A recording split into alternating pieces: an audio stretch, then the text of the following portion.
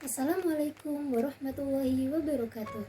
Kami dari kelompok 4 akan mempresentasikan hasil diskusi kelompok kami tentang tujuan, fungsi, dan orientasi bimbingan dan konseling. Sebelumnya, perkenalkan anggota dari kelompok kami.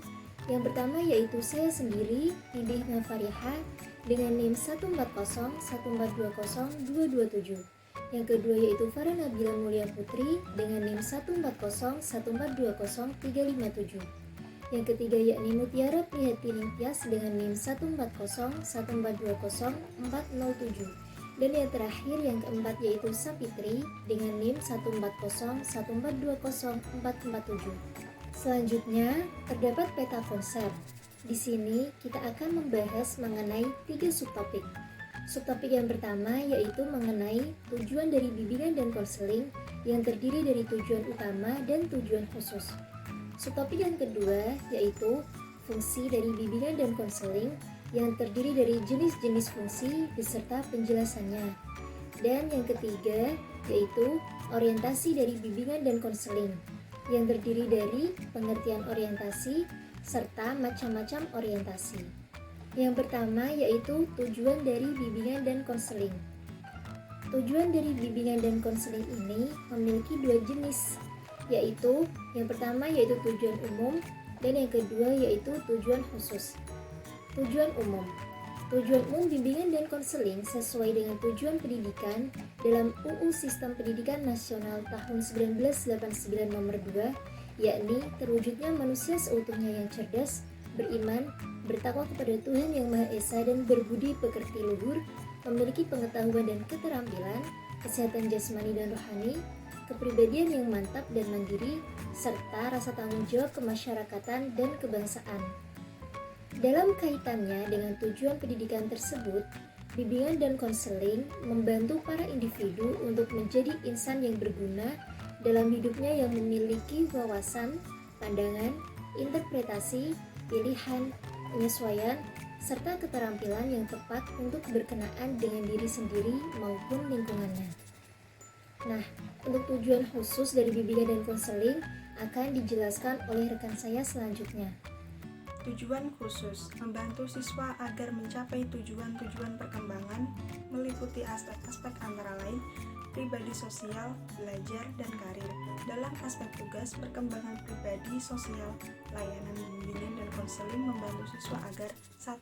Memiliki kesadaran diri, 2. Dapat mengembangkan sikap positif, 3.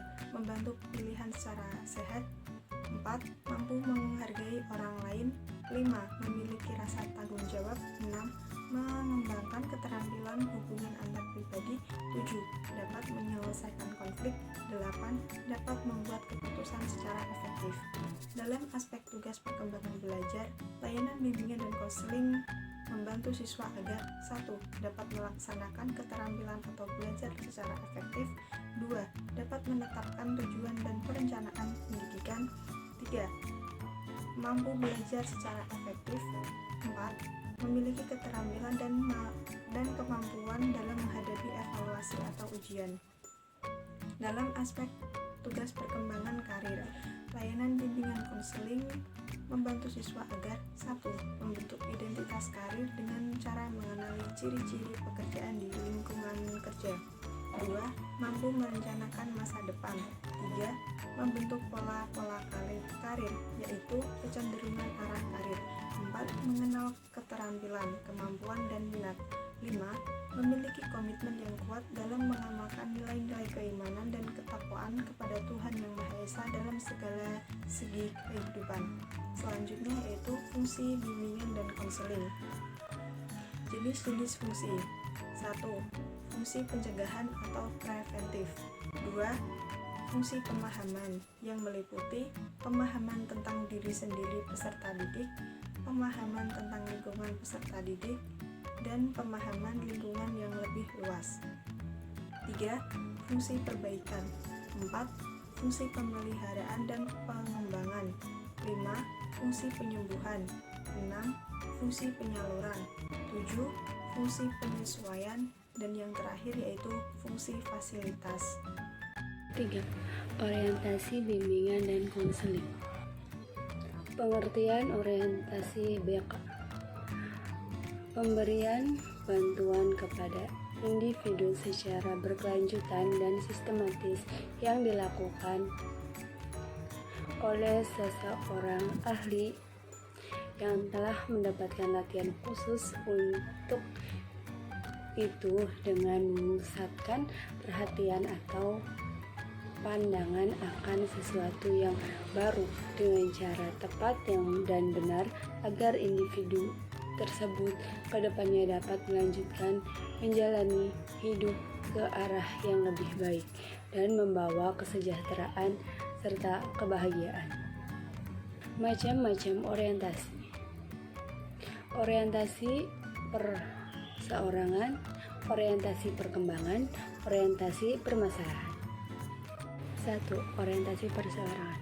Orientasi perseorangan dalam bimbingan dan konseling adalah menghendaki agar konselor menitikberatkan pandangannya pada klien secara individual.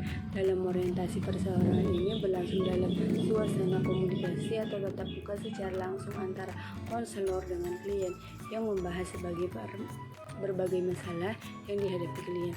Orientasi perseorangan bertujuan untuk mengataskan masalah yang dialami klien. Pembahasan masalah dalam konseling perseorangan bersifat holistik dan pendalaman serta menyentuh hal-hal yang penting tentang diri klien yang sangat mungkin menyentuh rahasia pribadi klien, tetapi juga bersifat spesifik menuju ke arah pemecahan masalah. Masalah-masalah yang bisa dijadikan layanan konseling perorangan mencakup: A. Masalah-masalah yang berkenaan dengan bidang pengembangan pribadi, B. Bidang pengembangan sosial, C. Bidang pengembangan pendidikan atau kegiatan belajar, D. Bidang pengembangan karir, E. Bidang pengembangan kehidupan keluarga, dan F. Bidang pengembangan kehidupan bernegara. 2. Orientasi perkembangan.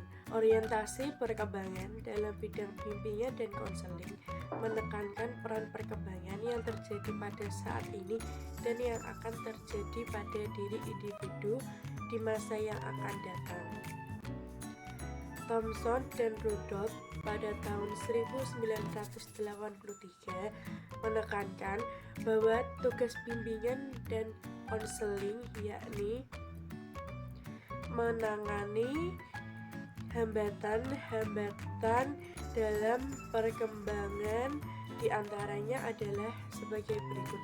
Yang pertama, hambatan egosentrisme atau ketidakmampuan melibatkan kemungkinan lain di luar apa yang dipahaminya. Yang kedua adalah hambatan konsentrasi atau ketidakmampuan untuk memusatkan perhatian pada lebih dari suatu aspek tentang satu hal. Yang ketiga adalah hambatan reversibilitas atau ketidakmampuan menelusuri alur yang terbalik dari alur yang dipahami semula. Selanjutnya adalah hambatan transformasi atau ketidakmampuan meletakkan sesuatu pada urutan susunan yang ditetapkan.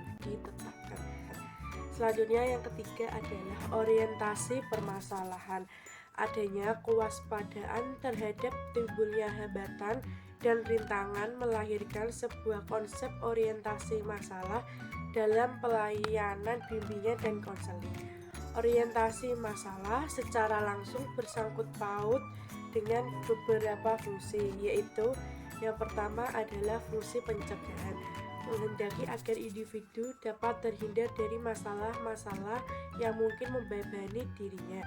Yang kedua adalah fungsi pengentasan, menginginkan agar individu yang sudah terlanjur mengalami masalah dapat terentaskan masalahnya. Yang ketiga adalah fungsi pemahaman, memungkinkan individu memahami berbagai informasi dan aspek lingkungan yang dapat berguna untuk mencegah timbulnya masalah dan dapat bermanfaat dalam upaya pengentasan masalah yang terjadi. Selanjutnya adalah fungsi pemeliharaan, mengarah pada terentaskannya masalah-masalah tertentu. Selanjutnya adalah jenis masalah yang mungkin diderita oleh individu sangat bervariasi. Menurut Ross Elmani atau dalam Prayitno tahun 1987 mengidentifikasi 330 masalah yang digolongkan ke dalam 11 kelompok masalah, yaitu yang pertama perkembangan jasmani dan kesehatan, yang kedua adalah keuangan, keadaan, lingkungan, dan pekerjaan, yang ketiga adalah kegiatan sosial dan reaksi, yang keempat adalah hubungan muda-mudi, pacaran, dan perkawinan. Yang kelima adalah hubungan sosial kejiwaan. Yang keenam adalah keadaan pribadi kejiwaan. Yang ketujuh adalah moral dan agama. 8. Keadaan rumah dan keluarga. Yang kesembilan adalah masa depan pendidik dan pekerjaan. Yang 10 adalah penyesuaian terhadap tugas-tugas sekolah. 11 adalah kurikulum sekolah dan prosedur pengajaran.